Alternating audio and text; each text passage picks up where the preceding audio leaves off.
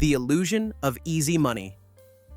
The first mistake most people make is thinking investing is supposed to be easy. Blame the stories. Blame Hollywood. Or blame the viral tweets of self-proclaimed gurus flaunting screenshots of gains. The idea that anyone can get rich quick if they just buy the right thing at the right time is intoxicating.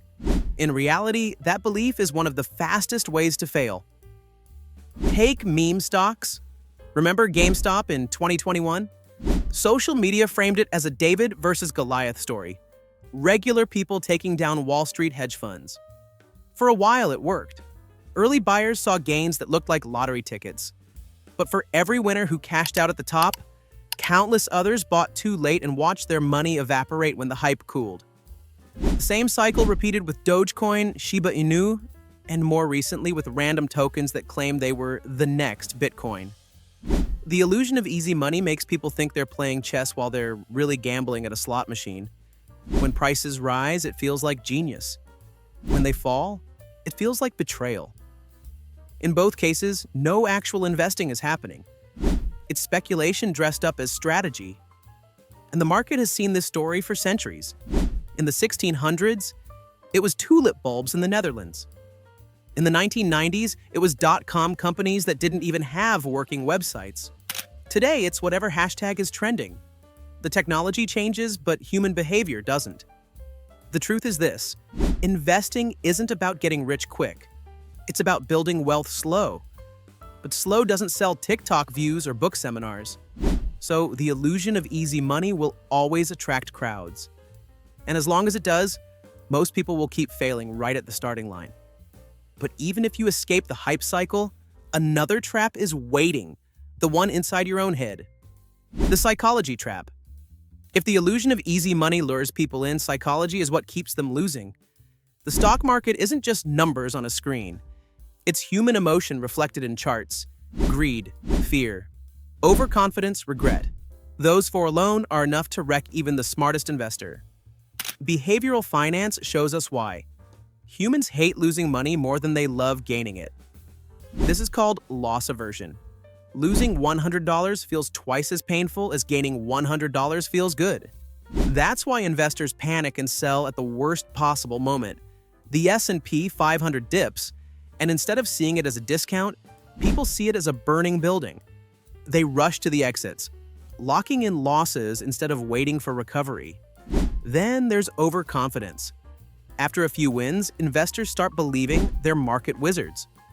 They take bigger risks, ignore diversification, and pour everything into one can't-miss opportunity. Eventually, the market humbles them. Look at the GameStop saga again. Many people didn't just buy shares, they bought on margin, borrowing money to amplify gains. When the price collapsed, they weren't just broke, they were in debt. That's psychology turning optimism into financial ruin. The cycle is vicious.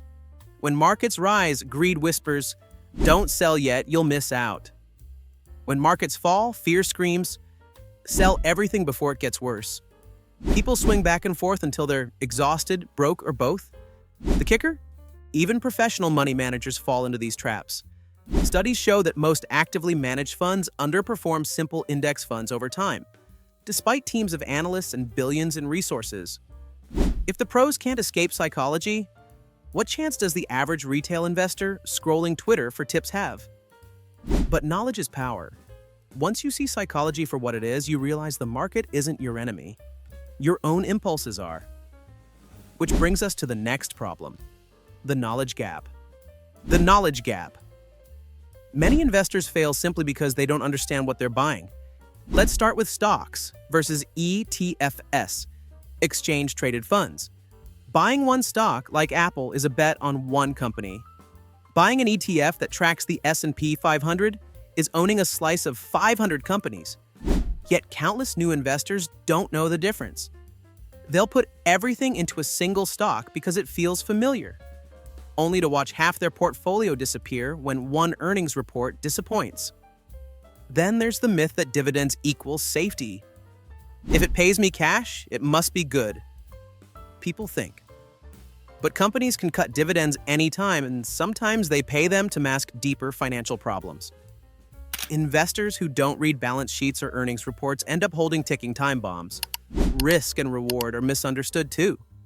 People hear the higher the risk, the higher the reward, and assume that means rolling the dice will make them rich. But in reality, risk without strategy usually means loss without mercy. This knowledge gap is why financial literacy matters. A 2024 FINRA study found that only about 1/3 of Americans could correctly answer basic investing questions.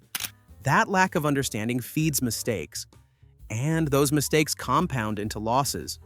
Still, knowledge alone won't save you because even if you know the basics, you need a system. A repeatable, proven way to invest that doesn't rely on luck. System versus luck. Here's where most people fail. They confuse luck with skill. Winning a trade doesn't make you a genius. Losing one doesn't always mean you were wrong. But investors treat every short-term outcome like a judgment of their intelligence. That mindset is poison. The reality? Systems beat luck. Every single time. Warren Buffett proved this with his famous bet against hedge funds. In 2007, he wagered that over a 10-year period, a simple S&P 500 index fund would outperform actively managed hedge funds. The result? The index fund crushed them. Not because Buffett had secret knowledge, but because a system built on low fees, broad diversification, and long-term patience beat human hubris. The lesson is clear. The market rewards discipline, not drama. Index funds, dollar-cost averaging, and diversification aren't flashy. They don't make headlines, but they work. A Vanguard study showed that over 30 years, 90% of an investor's return can be explained by their asset allocation, the mix of stocks, bonds, and other assets. Not stock picking, not market timing, just having a balanced system. Contrast that with speculators who chase hot stocks. For every person who claims they beat the market, there are thousands quietly losing money, never posting screenshots. Luck creates lottery winners. Systems create millionaires. Still, even systems aren't immune to hidden dangers, especially fees and taxes that bleed portfolios dry. The cost of hidden fees. Even if you avoid hype, master your psychology, and stick to a system, there's one more silent killer. Fees. Consider this. A mutual fund charging 1% in annual fees may not sound like much. But over 30 years, that 1% could eat up hundreds of thousands of dollars in lost growth due to compounding. That's the difference between retiring comfortably and working another decade. Taxes can be just as brutal. Day traders who constantly buy and sell may not realize short-term capital gains are taxed at higher rates than long-term ones. They think they're beating the system with quick flips, but the IRS is silently taking a massive cut. The tragedy is most investors don't even notice. They see returns on paper, not realizing how much they've lost to hidden costs. A 2023 Morningstar report estimated that the average investor could increase their retirement savings by 20% simply by switching to low-cost funds. Fees don't feel like losses because they're invisible. But invisible doesn't mean harmless. In fact, it's death by 1,000 cuts. So how do you stop bleeding? By shifting focus from what you can't control, market swings, social media hype, to what you can control, costs, time horizon, and behavior. Which brings us to the final, crucial piece: how to actually win. Winning at investing isn't about genius. It's about discipline. The people who succeed aren't necessarily the smartest. They're the most consistent. The strategies are simple. Diversify across assets and industries. Stick to long-term horizons. Use dollar-cost averaging to buy through ups and downs. Keep fees low with ETFs or index funds. But the real trick is psychological. Winning means ignoring the noise. Every hot tip, every sensational headline, every urgent tweet about the next big thing. Most of it is distraction designed to make you react emotionally. Look at history. Investors who held onto the S&P 500 for 20 years, no matter when they started, have almost always made money. Even through wars, recessions, pandemics, and political chaos. The market rewards patience, not panic. So why don't more people win? Because boring doesn't feel like winning. Until decades later, when the boring investors retire early while the gamblers are still chasing their next miracle. The truth is sobering. 90% of people fail at investing not because the market is rigged against them, but because they're rigged against themselves. They chase easy money, fall prey to their emotions, misunderstand risk, trust luck over systems, and let fees quietly rob them. But here's the paradox. The way to win isn't complicated. It's so simple it feels insulting. Buy diversified funds, hold them, add consistently, control what you can, ignore what you can't. That's it.